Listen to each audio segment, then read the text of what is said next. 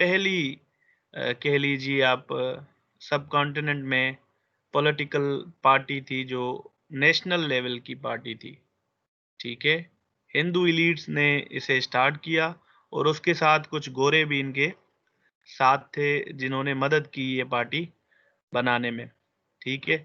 तो इसका बड़ा रोल है, आगे जाके आप देखेंगे कि इंडिया को डिवाइड करने में और मुसलमानों को अपने हकूक से डिप्राइव करने में इंडियन नेशनल कांग्रेस का बड़ा रोल है, ठीक है? जो भी इवेंट्स आएँगे आगे, तो उनको ये जो है ना डायरेक्टली और indirectly they are only working for the favour of Hindus and they ignored the political rights of Muslim और इन्होंने सिर्फ़ और सिर्फ़ जो है आपका हिंदूज़ के जो पॉलिटिकल राइट्स थे, उनको जो है ना प्रोटेक्ट करने के लिए कोशिशें की। इसीलिए जब ये बनी थी 1885 में अगर आपको याद हो सर सैयद अहमद वाला लेक्चर, तो सर सैयद अहमद खान ने झट से एक मूवमेंट स्टार्ट कर दी थी जिसका नाम उन्होंने क्या रखा था क्या कहते हैं कॉन्फ्रेंसेस अरेंज करवाई थी। All India Mohammedan educational conferences जो थी ना उनसे करवाई कि आप पॉलिटिक्स में ना जाएं क्योंकि you are not in a position कि आप जो है ना पॉलिटिक्स में जा सकें because you are not having enough education, you are not having enough education to go for the politics, ठीक है? तो इसी सिनारियो में हम आगे देखेंगे कि फिर कैसे मुसलमान आते हैं पॉलिटिक्स में, लेकिन अभी जो है हम फ़ोकस्ड हैं सिर्फ़ इंडियन नेशनल कांग्रेस पे। तो इंडियन नेशनल कांग्रेस जो थी, जो फाउंड की या जिसकी फाउंडेशन रखी, वो शख्स था एक गोरा था। ये एक सिविल सर्वेंट थे या ब्यूरोक्रेट थे उस ज़माने में। फिर इनका मूड हो गया कि ये भी इंडिया में पॉलिटिक्स करें, तो इन्होंने कुछ हिंदूज़ के साथ मिलके एक पॉलिटिकल पार्टी का जो है क्या कहते हैं बुनियाद रखी और उस पॉलिटिकल पार्टी को नाम दिया गया इंडियन नेशनल कांग्रेस। अब इसको फ़ॉर्म करने का जो मकसद था, मकसद ये था कि भाई इंडिया में इतनी सारी जो है एंटिटीज़ मौजूद हैं, डिफरेंट पॉपुलेशंस मौजूद हैं, तो उन सब पॉपुलेशन को हम जो है एक प्लेटफ़ॉर्म में जमा करके रिप्रेजेंटेशन दें कि हम एक हैं, एक नेशन का कांसेप्ट जैसे दें, इस तरह का उनका एम था। तो ये एमसीक्यू आपका आता है कि किसने ये फाउंडेशन इसकी इंडियन नेशनल कांग्रेस की रखी? तो एल्वे एलन ऑक्टवाइन ह्यूम, एओ ह्यूम भी इसे कहते हैं। तो उन्होंने जो है इस पार्टी का जो है बुनियाद रखा, ठीक है? ऑन 28th दिसंबर 1885 में। तो ये दोनों फाउंडर भी पूछते हैं और एग्जैक्टली डेट भी पूछते हैं, एग्जैक्ट डेट कौन सा ईयर भी पूछ लेते हैं और डेट भी पूछते हैं। तो ये आपके सामने 28 दिसंबर 1885 को इन्होंने इसका वजूद रखा, ठीक है? और एक आधी बार फेडरल के पेपर्स में ये एमसीक्यू भी आया है कि कहाँ पे कौन-सी कॉलेज थी जहाँ पे इसका बुनियाद रखा गया। तो गोखलदास तेजपाल कॉलेज एक थी बॉम्बे में, उसमें जो है इसका बुनियाद रखा गया। बॉम्बे में इसका बुनियाद रखा गया। आई रिपीट कि इंडियन नेशनल कांग्रेस जो है, उसकी जो बुनियाद रखी गई वो बॉम्बे में रखी गई और इसकी नेचर क्या थी? नेचर एंटायरली जो थी ना वो पॉलिटिकल थी, कि हम political rights of Indian people जो हैं, इंडियन पॉपुलेशन जो हैं, उनके पॉलिटिकल राइट्स को हम सिक्योर करने की कोशिश करेंगे, कहाँ पे? ब्रिटिश राज में। ठीक है? ब्रिटिश एम्पायर में हम कोशिश करेंगे कि यहाँ की जो पॉपुलेशन होए, उनके पॉलिटिकल राइट्स की हिफाज़त की जाए। बेसिकली पॉलिटिकल पार्टी होती ही ऐसे है कि जो आपके पॉलिटिकल राइट्स को जो है ना सिक्योर करे किसी भी कंट्री में। जैसे हमारे पास हैं पीपल्स पार्टी हो गई, पीटीआई हो गई, पीएमएल-एन हो गई, ठीक है ना जी? तो इनका काम यही होता है कि सोसाइटी के जो मेंबर्स हैं, पूरे-पूरे लोग जो हैं, उनके पॉलिटिकल राइट्स को सिक्योर किया जाए और उनकी आवाज़ पहुँचाई जाए एवानों में, ठीक है, या उनके जो क्या कहते हैं क्या कहते हैं डिजायर्स हैं वो कंप्लीट की जाए, या उनकी आवाज जो है आगे तक पहुंचाई जाए और उस तरह से हुकूमत को चलाया जाए, ठीक है। तो इसी तरह जो पॉलिटिकल उस वक्त जो था सिनारियो, आपको पता है इंडिया में हुकूमत थी इनकी, ब्रिटिश राज था। तो पॉलिटिकल पार्टी जो बनाई गई आपकी इंडियन नेशनल, एक प्लेटफॉर्म बन गया जिसके जरिए वो आगे जो उनके रूलर्स थे उन तक आवाज पहुंचाते थे। फिर आगे जाके पॉलिटिकल पार्टी जो है उनको मौका दिया गया कि आप भी आएं और पार्टिसिपेट करें और पार्लियामेंट में हिस्सा लें, ठीक है। पहले नॉन पार्टी बेस्ड इलेक्शन होते हैं, फिर जो है वो रिफॉर्म्स करते रहते हैं। उसमें फिर आगे देखेंगे कि किस तरह से ये लोग हुकूमत बनाते हैं। 1937 में कांग्रेस मिनिस्ट्रीज जो हैं, पहली मर्तबा इंडियंस को उन्होंने पूरी पूरी हुकूमत दी थी उसमें, सही है। तो ये एमसीक्यू रिपीटेडली ये एमसीक्यू आते हैं दो जो ऊपर लिखे हैं कि इसका फाउंडर कौन था। AO whom was the founder of Indian National Congress, and it was founded on 28 December 1885, ठीक है। और उसकी पहला जो सेशन हुआ था इंडियन नेशनल कांग्रेस का, वो बॉम्बे में हुआ था। ये भी एमसीक्यू दे देते हैं कि first session was held in which city, तो वो बम्बई था जहां पे इनका पहला सेशन हुआ। तो और मकसद तो मैंने आपको बता दिया कि सारी जो पॉपुलेशन है उनको एज अ होल रिप्रेजेंट करना था कि हम एक हैं और हमारा ये एक प्लेटफॉर्म है, ठीक है जी।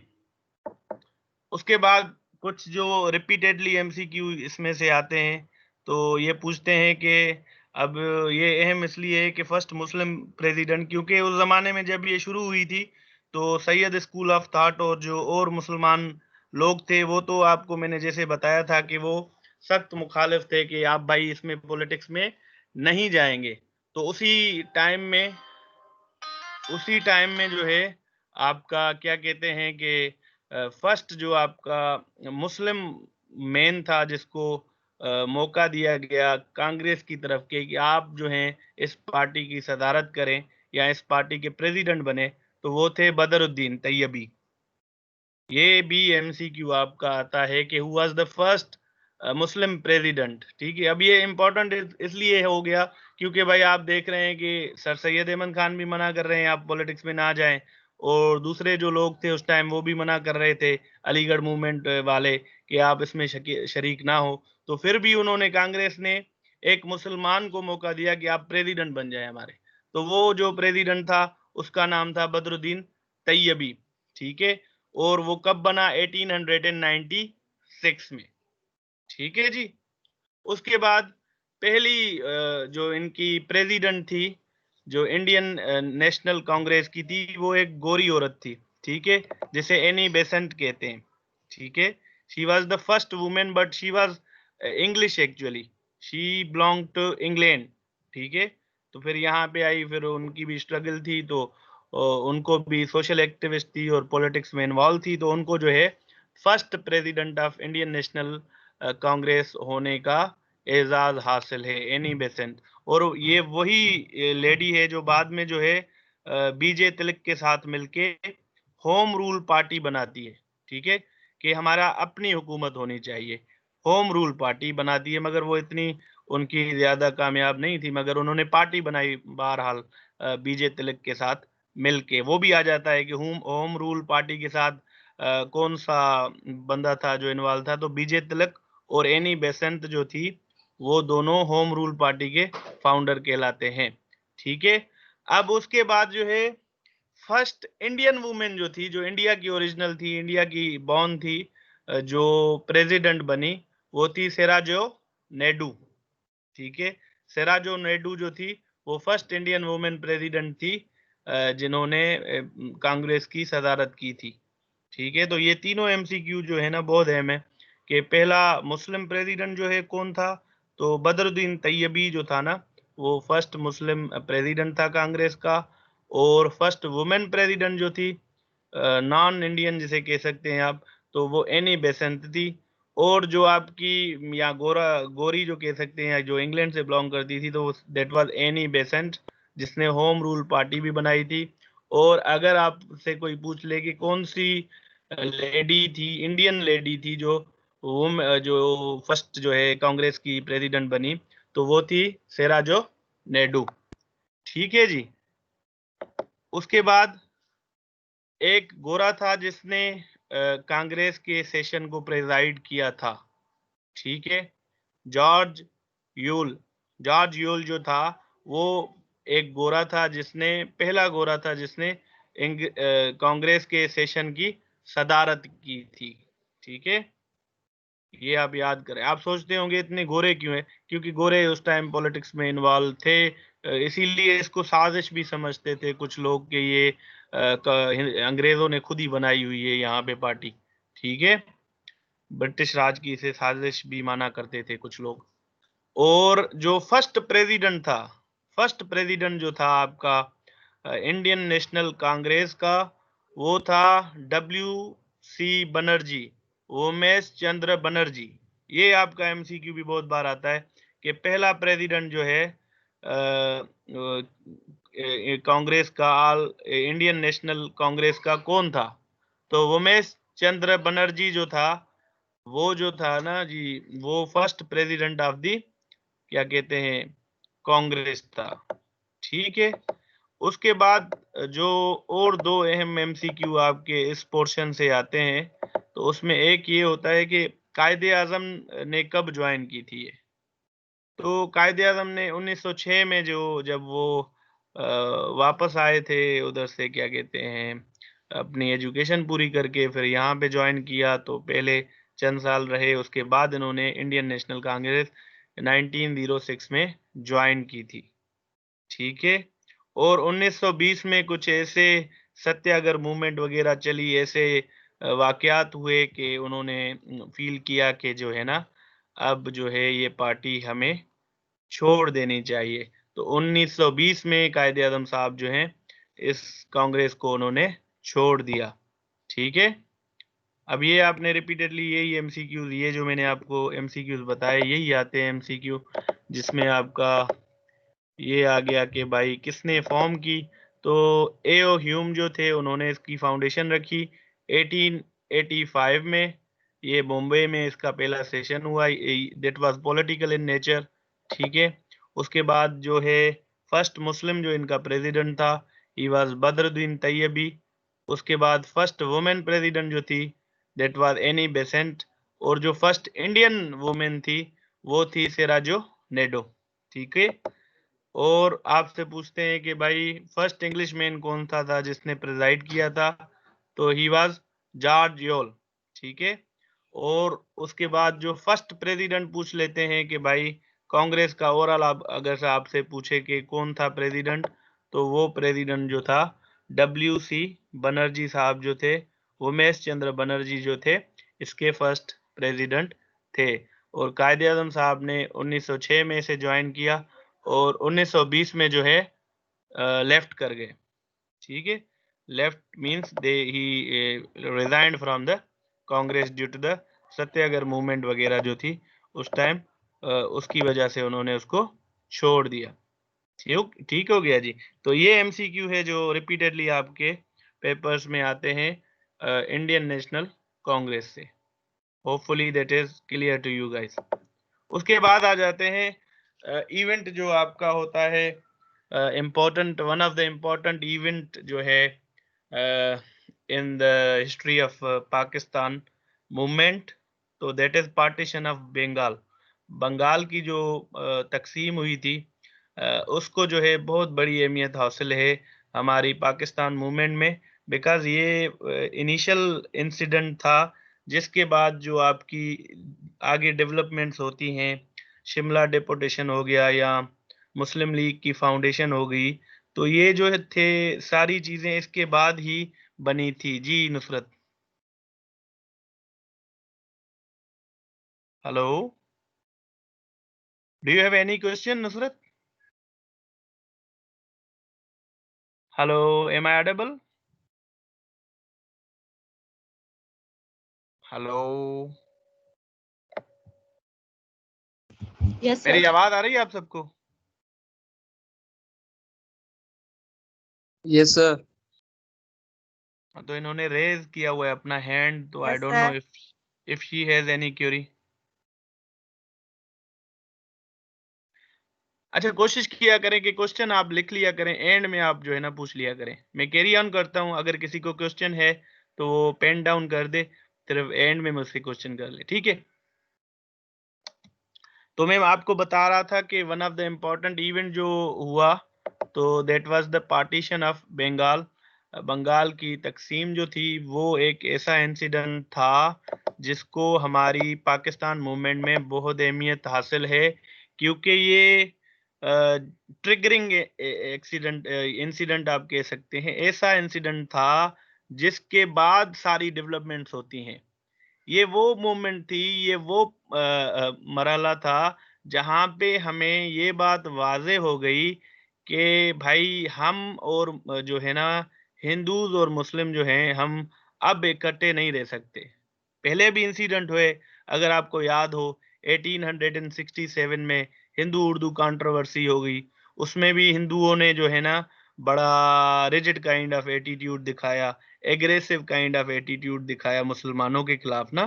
तो उस टाइम भी हमें थोड़ा बहुत फ़ील हुआ, और ये वही पॉइंट थी सर सैयद अहमद ने भी जहाँ अपना माइंड चेंज किया, जो आपकी हिंदू-उर्दू कंट्रोवर्सी थी, कि भाई नहीं, हम जो है ना 2 मुख्तलिफ कौमें हैं, हम जो हैं we are 2 different nations, Hindus and Muslims हैं।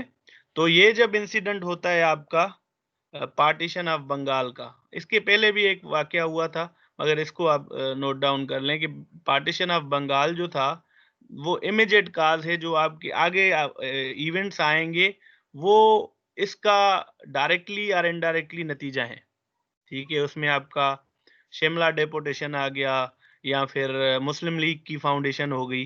तो बंगाल की जो तक़सीम थी, उसका बहुत बड़ा रोल है। क्यों? वो हम अभी देखते हैं। तो ये हुआ कब? ये हुआ जो 16 अक्टूबर 1905 में। 1905 में जो है बंगाल को 2 हिस्सों में तक़सीम कर दिया गया। किसने तक़सीम किया? ये दोनों एमसीक्यू पूछते हैं कि कब तक़सीम हुआ, एग्ज़ैक्ट डेट दे देते हैं आपको। तो यू हैव टू मेमोराइज़ कि 16 अक्टूबर 1905 में जो है पार्टीशन ऑफ बंगाल हुआ था। किसने किया था? उस टाइम वायसरॉय कौन थे? जो वायसरॉय थे उस time, he was Lord Curzon, ठीक है? लॉर्ड कर्ज़न वो बंदा था जिसने बंगाल को 2 एडमिनिस्ट्रेटिव यूनिट्स में बाँट दिया। बंगाल को बाइफरकेट कर दिया 2 हिस्सों में, जो है ईस्ट बंगाल में और वेस्ट बंगाल में। ईस्ट बंगाल जो थी, वो मुसलमानों के मेजॉरिटी वाला एरिया था, और वेस्ट जो था, वो हिंदूज़ के हाथों में था। अब प्रॉब्लम ये था कि वेस्ट बंगाल जो था ना, वहाँ पे ज़्यादा डेवलपमेंट थी। वो आपका जो है उसे कह लें कि इकोनॉमिक हब भी वही था, वहाँ पे एजुकेशन भी अच्छी थी, वहाँ पे जो है ना लोग अमीर भी थे। और ये जो आपका ईस्ट बंगाल था, यहाँ पे इतनी डेवलपमेंट भी नहीं थी, और कोई अच्छी एजुकेशन भी नहीं थी। तो क्यों? अब इसकी वजह है। उसकी वजह क्या थी? वजह ये थी कि जो आपका बंगाल था, बंगाल जो था, वो आपका सबसे बड़ा कह लें कि बहुत बड़ा प्रोविंस था, ठीक है? बहुत बड़ा प्रोविंस था, और उसको कंट्रोल करने वाला एक बंदा था। बात समझ रहे हैं जी? बंगाल जो था, एक बहुत बड़ा प्रोविंस था, that was a large province, and it was under the control of only a single man, ठीक है? सिंगल मैन के कंट्रोल में होता था, और एक मर्तबा फेमाइन आ गई, तो जो उसका लीडर था, वो वहाँ तक गया ही नहीं। ऐसा प्रॉब्लम भी हुआ कि वो जब इतना बड़ा प्रॉब्लम हो गया, फेमाइन आ गई जब बंगाल में, तो वहाँ का जो गवर्नर था, वो वहाँ तक गया ही नहीं, लेफ्टिनेंट गवर्नर, ठीक है? क्यों? क्योंकि वो बहुत बड़ा सूबा था, वहाँ पे कम्युनिकेशन की प्रॉब्लम होती थी, और उसको मैनेज करना एक बंदे के लिए ईज़ी नहीं था, ठीक है? अब ये ऐसे नहीं हुआ कि झट से जो है लॉर्ड कर्ज़न ने लाठी उठाई और तोड़ दिया, नहीं, नहीं, नहीं। पहले अगर हम बैकग्राउंड में जाएंगे तो डिफरेंट जो आपकी गवर्नर जनरल थे, डेल हाउस हो गए या उसके बाद जो गवर्नर जनरल आए, उन सब ने रिक्वेस्ट पुट की हुई थी कि भाई इस सूबे को आप हिस्सा कर दें, 2 हिस्सों में तकसीम कर दें, तो हमारे लिए बहुत आसान रहेगा कि इसको संभालना। ठीक है? ये मैंने जैसे बनाया कि लॉर्ड कर्जन ने ऐसे आते ही कोई लाठी नहीं लगाई कि टूट गया। मगर वो जो पहले जो करस्पॉन्डेंस मौजूद थी, पहले जो रिक्वेस्ट मौजूद थी, उन पे गौर-व-फ़िक्र जब किया गया और उसके बाद रिजल्टेंटली जो लास्ट जिसने ट्रिगर दबाया बंदा जो था, वो था आपका लॉर्ड कर्जन। उसने जो है इसको ऑर्डर ऑर्डर पे साइन की और आगे जो है पार्लियामेंट को भेज दिया, फिर वहाँ से अप्रूव हो गई, तो ये कन्वर्ट हो गया 2 हिस्सों में, ईस्ट बंगाल और वेस्ट बंगाल में। अब जब ये 2 हिस्सों में बँट जाता है, तो यहाँ से प्रॉब्लम शुरू होती है। यहाँ से प्रॉब्लम शुरू क्या होती है कि जो हिंदूज़ थे ना, उन्होंने सोचा कि भाई ऐसे कैसे होगा कि हमारे कंट्री को आप वो इसको जो है ना कैसे खेलेंगे, प्रोविंस को कैसे आप तोड़ेंगे, हमारे प्रोविंस को क्यों तोड़ेंगे आप लोग? आप होते कौन हैं? तो उन्होंने इसके खिलाफ एक मूवमेंट शुरू कर दी। मूवमेंट शुरू लॉन्च कर दी। वो मूवमेंट का नाम है स्वदेशी मूवमेंट, ठीक है? स्वदेशी तहरीक जो है उन्होंने शुरू कर दी। अब ये स्वदेशी तहरीक क्या थी? स्वदेशी तहरीक ये थी एक्चुअली कि भाई हम अपने कंट्रीज़ की चीज़ें इस्तेमाल करेंगे और इनकी जो मटीरियल वग़ैरह जो आ रहा है, हम उसे रद्द कर देंगे, उसमें से कोई भी चीज़ इस्तेमाल नहीं करेंगे, हम पूरी तरह उस चीज़ों का बॉयकॉट कर देंगे। तो इन्होंने स्वदेशी मूवमेंट लॉन्च की कब? 7 अगस्त 1905 में। कहाँ से? कलकत्ता से। Because Calcutta was the hub of West Bengal में जो था आपका main city, that was Calcutta, जहाँ पे कोर्ट्स वगैरह, एजुकेशनल सिटी टाइप था और बहुत सारी चीज़ें डेवलप्ड वहाँ पे मौजूद थी और अमीर लोग तकरीबन वहाँ पे मौजूद थे। ठीक है? और जो बंदा था जिन्होंने लीड किया, वो थे सुरेंद्र नाथ बनर्जी। सुरेंद्र नाथ बनर्जी थे। उन्होंने ये मूवमेंट जो है ना, ये आप कह सकते हैं कि लीड करी थी और उन्होंने स्टार्ट भी कह सकते हैं ऐसे, वैसे तो नाम नहीं देते, मगर ये कह सकते हैं कि भाई he was the main leading role, who he played the leading जो है ना रोल इन स्वदेशी मूवमेंट, ठीक है? तो एमसीक्यू ये आ जाता है कि स्वदेशी मूवमेंट किस इवेंट के बाद लॉन्च हुई? तो पार्टीशन ऑफ बंगाल के बाद जो है ना ये लॉन्च हुई। कहाँ से लॉन्च हुई? कोलकाता से लॉन्च हुई, ठीक है? और ये भी पूछ लेते हैं कि उसको रीज़न क्या था बंगाल को 2 हिस्सों में तक़सीम करने का? तो एडमिनिस्ट्रेटिव रीज़न था कि भाई वो बहुत बड़ा सूबा था, कम्युनिकेशन प्रॉब्लम होती थी, उस वो एक बंदे से एक जो रूलर हो तो वहाँ पे तो उससे मैनेज नहीं हुआ करती थी। तो इसलिए उन्होंने उसको 2 हिस्सों में तक़सीम कर दिया। अब यहीं तक बात ख़त्म नहीं है, एक तूफ़ान-सा बर्पा हो गया था तकरीबन 1905 से 1911 तक, इसमें बंगाल में, पूरे बंगाल में, ईस्ट और स्पेशली वेस्ट बंगाल में, ठीक है? तो ये मूवमेंट चली तो इंडियन गोरों को भी नुकसान होने लगा, उनकी इंडस्ट्रीज़ वग़ैरह भी वहाँ पे थी, तो उनको नुकसान भी होने लगा और ये प्रेस वग़ैरह ने भी बायकॉट कर दिया, वुकला ने भी बायकॉट कर दिया, डॉक्टर्स ने भी बायकॉट कर दिया ना। तो फिर क्या हुआ? तो फिर 1911 में एक इवेंट होता है इनका, जिसमें इनका किंग जॉर्ज 5 को आना होता है। बादशाह जो थे, एम्परर जो थे, किंग जॉर्ज 5 जो थे, इंडिया आ रहे थे वो। जब उनको इंडिया विज़िट करना था, तो उस time Kolkata was the main city, तो वहाँ पे जो है क्या कहते हैं कि ट्रबलसम एरिया था वो, क्योंकि वहाँ पे बायकॉट्स वग़ैरह जारी थे। तो इंडिया का जो वायसराय था, लॉर्ड हार्डिंग, इंडिया के जो वायसराय थे उस टाइम, लॉर्ड हार्डिंग, उन्होंने सोचा कि भाई सिचुएशन को अगर पेसिफाई नहीं करूँगा तो मेरी जॉब तो गई, क्योंकि इंपीरियर आ रहे हैं ना। अगर जॉर्ज 5 आ जाते हैं और दंगे-फ़साद हो जाते हैं और प्रॉब्लम्स हो जाते हैं, तो फिर क्या होगा? मेरी जॉब तो चली जाएगी। तो उसने अपनी जॉब बचाने के लिए एक छोटी-सी बात कह ये जो है, अपनी जॉब बचाने के लिए आप कह लें या सिचुएशन को कंट्रोल करने के लिए कह लें या सिक्योरिटी ऑफ किंग कह लें, उसने जो है कोलकाता से इवेंट को वो जो है दिल्ली दरबार में कन्वर्ट कर दिया और वहाँ पे इवेंट हुआ ये आपका ताजपोशी उन्हें की गई जो है क्या कहते हैं किंग जॉर्ज 5 की। तो उस टाइम इन्होंने लॉर्ड हार्डिंग ने ऐलान करवा दिया कि भाई एनलमेंट ऑफ बंगाल होगी। बंगाल के जो हिस्से हमने तक़सीम कर दिए थे, अब वक़्त आ गया है कि इनको जोड़ दें। अब जोड़ने की वजह क्या थी? ट्रबलसम एरिया हो रहा था, वहाँ पे प्रॉब्लम हो रहे थे, प्रोटेस्ट हो रहे थे और ऊपर से बादशाह सलामत भी आए हुए थे, तो चीज़ों को अच्छा दिखाना था।